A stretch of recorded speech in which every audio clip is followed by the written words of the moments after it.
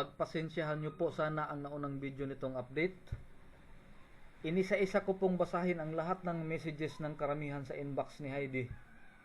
At naisip kong sa kabila ng mga hindi magagandang mga sinasabi po doon, ay karapatan po ninyo yung sabihin. Dahil totoo pong ang pera na inilagay ninyo dito ay bunga po ng inyong mga paghihirap. Lalo na sa mga investors po dito na ng ibang bansa dahil alam po namin hindi biro ang inyong mga paghihirap. Ang lahat po ng dahilan kung bakit hindi nag-prosper itong project ay hindi na po dahilan sa ngayon kung pagbabasihan namin ang sama po ng inyong mga damdamin. Dahil tinignan ko pong muli ang mga naunang video na gawa ko po mismo, ay may nakasaad na sa panandaliang panahon lamang ay magiging maganda po ang takbo nitong project.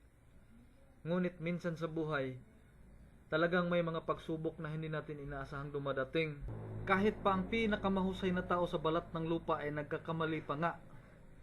Ano pa kaya ako kung itong nature ng project po ang pagbabasihan natin, na nasa ilalim pa ng lupa natin hinahanap ang source na maaari nating pagkapirahan.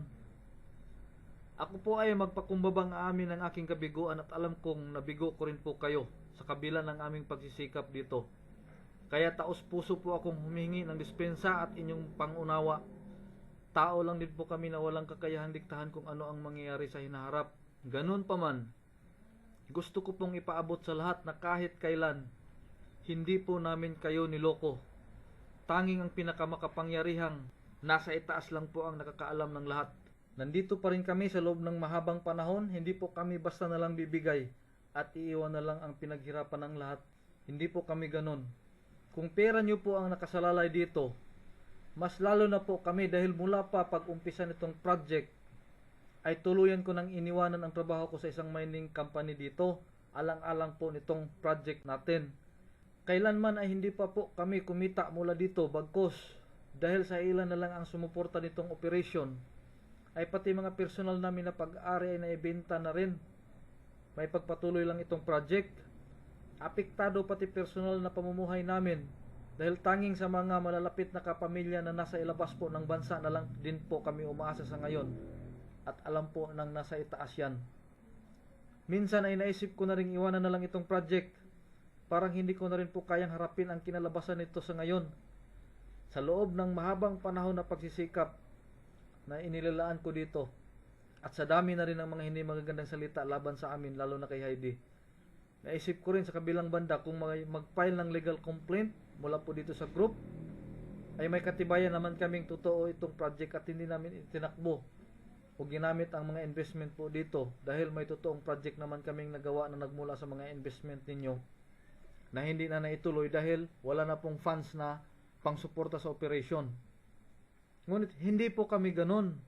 Kaya nandito pa rin po kami, hinaharap at pinagsisikapang may pagpatuloy itong nasimulan.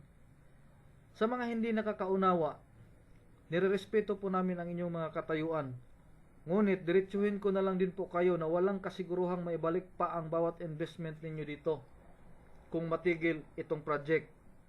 Alam po ng lahat kung ano ang pinaglaanan ng mga investment at ang recovery ng source lang nitong project ang basihan at inaasahan natin sa magiging kitaan.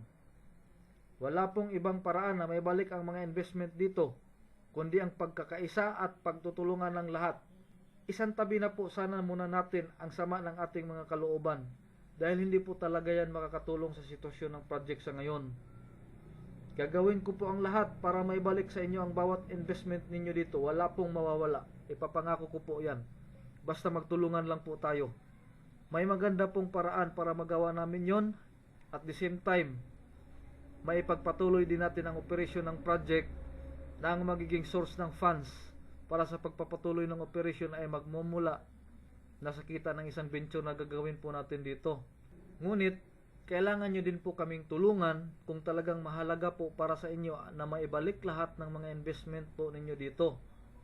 Nasa kasunod na video sa post po na ito ang buong detalye kung paano po natin yun magagawa. Marami pong salamat.